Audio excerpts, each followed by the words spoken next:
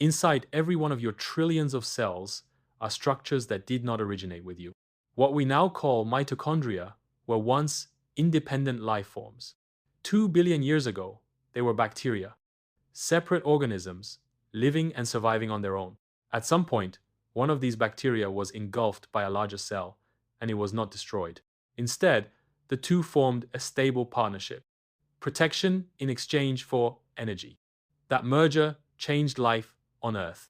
This idea that complex life arose through cooperation was not how evolution was taught in the 20th century.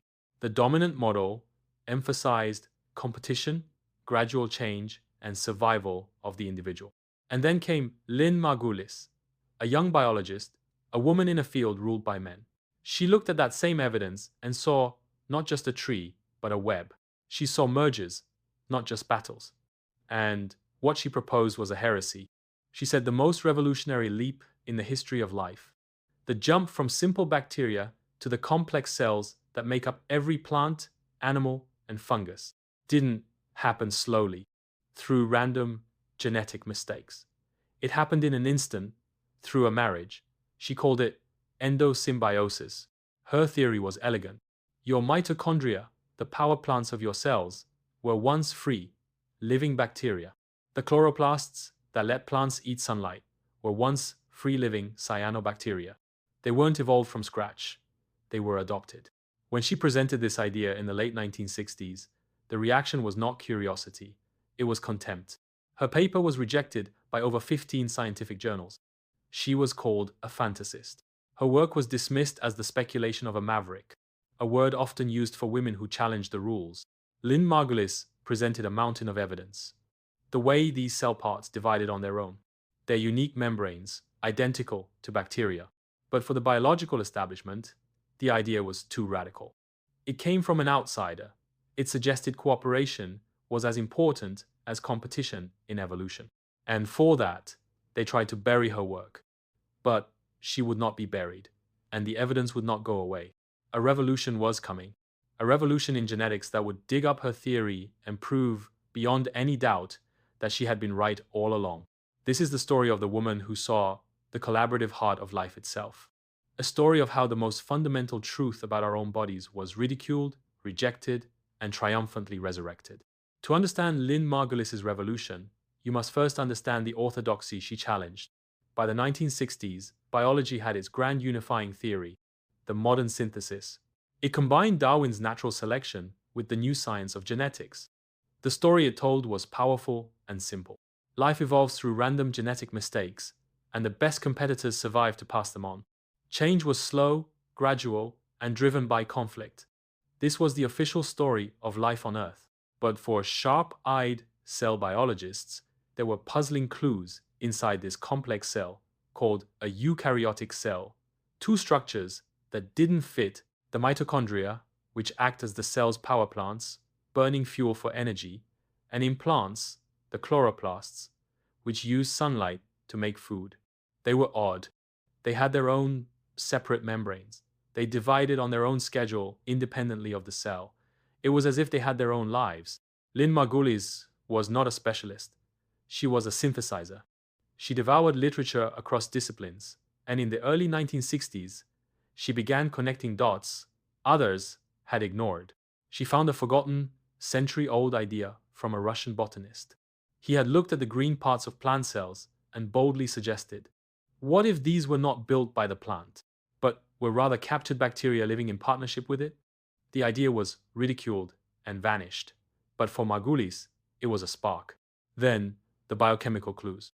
Scientists discovered that antibiotics designed to kill bacteria, like streptomycin, also shut down mitochondria and chloroplasts. Why? Because these cell parts use bacterial-style equipment to make proteins. Their internal machinery was a foreign signature. The most visual clue was the walls. Bacteria have one outer wall.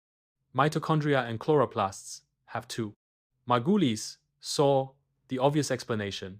The inner membrane belonged to the original bacterium. The outer membrane belonged to the host cell that swallowed it. It was a fossil of the eating event, preserved for billions of years. Margulis wove these disparate threads into a single, breathtaking theory. She argued that about 2 billion years ago, a large, primitive cell engulfed a small, oxygen-breathing bacterium. Instead of a meal, it became a permanent partner, a mitochondrion. Later, some of these new complex cells engulfed light-eating bacteria, creating chloroplasts and the first plants. She called this process endosymbiosis, living together inside. This wasn't a tweak to the modern synthesis. It was an earthquake. It said the greatest leap in evolution, from simple to complex life, wasn't slow and competitive. It was sudden and cooperative.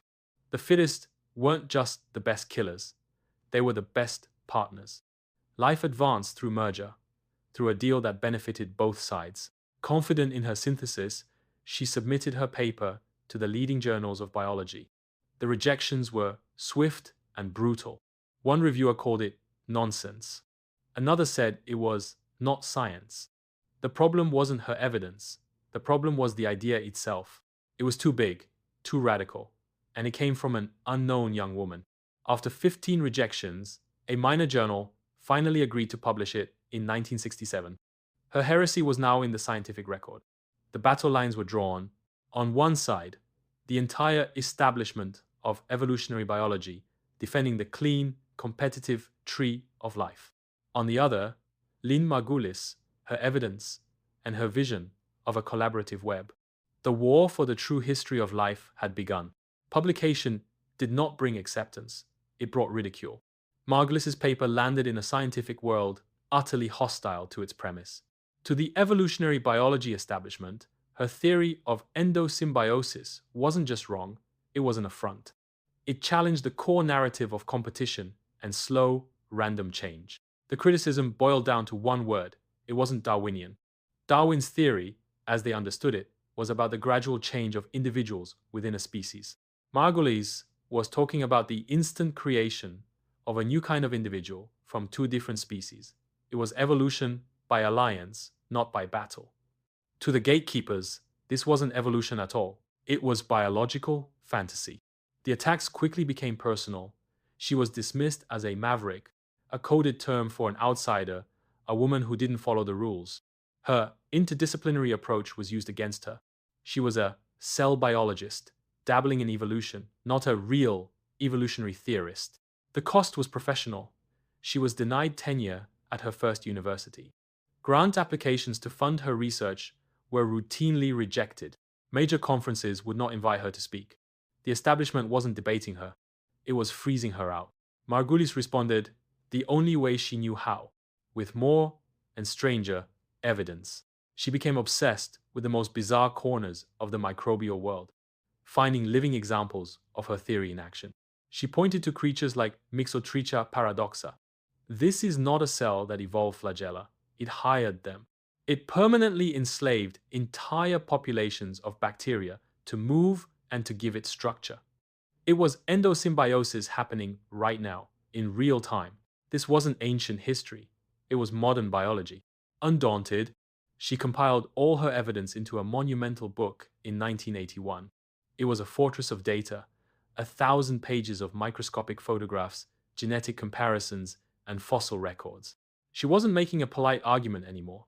She was laying siege to the old theory with an overwhelming army of facts. Her defiance grew. She co-proposed the Gaia hypothesis, the idea that Earth itself acts like a living, self-regulating system. To her critics, this was final proof she had lost her scientific moorings. It cemented her reputation as a brilliant but fringe figure, making it even easier to dismiss her earlier, solid work on cells. While the old guard dug in, a new generation was listening. Young molecular biologists and geneticists, less invested in the old wars, looked at her evidence with fresh eyes. They had a new tool that would change everything: the ability to read the genetic code itself. In the early 1980s, the first crude genetic sequences began to emerge, and they showed something shocking. The DNA inside mitochondria didn't just look vaguely bacterial in its organization. It was virtually identical to the DNA of a specific group of free-living bacteria. The signal was faint, but it was there. For 20 years, Lynn Margulis fought. She was scorned, sidelined, and labeled a heretic. Her evidence was dismissed as coincidence or misinterpretation. The walls of the establishment held firm. But beneath those walls, in the labs of a new generation, armed with gene sequencers, the foundation of the old theory was beginning to crack. The verdict was not going to come from debates in lecture halls. It was going to come from a machine that read the ancient, unchangeable language of life itself. The battle for endosymbiosis moved out of the lecture hall and into a new arena, the molecular genetics lab. In the 1980s, technology emerged to do what was once impossible. Read the exact sequence of letters in a DNA molecule quickly and accurately. Scientists focused on a perfect target, mitochondrial DNA. It was small, abundant, and, critically, separate from the main human genome in the nucleus.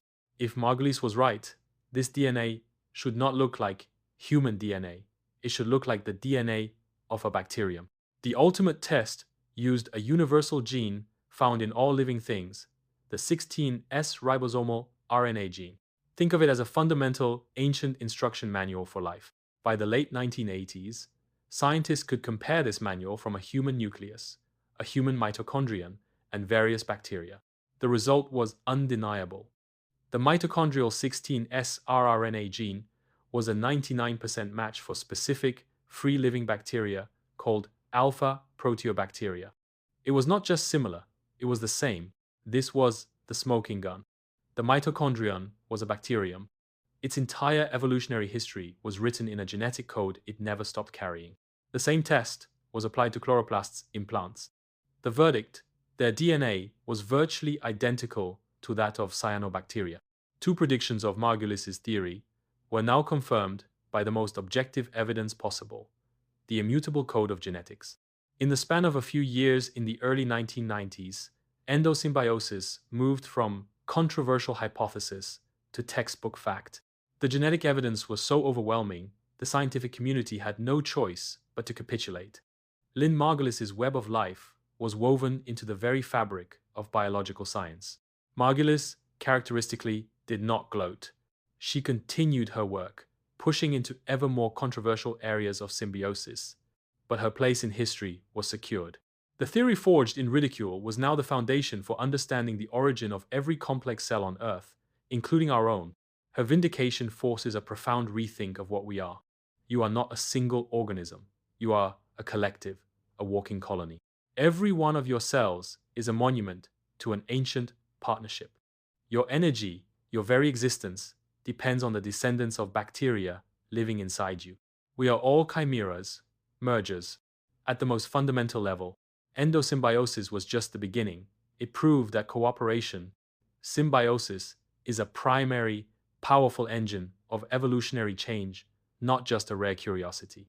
It launched the field of symbiogenesis. The story of life is not just a brutal competition. It is a constant negotiation, a series of deals and mergers that build greater complexity. Lynn Margulis defended a truth that was visible under a microscope for decades.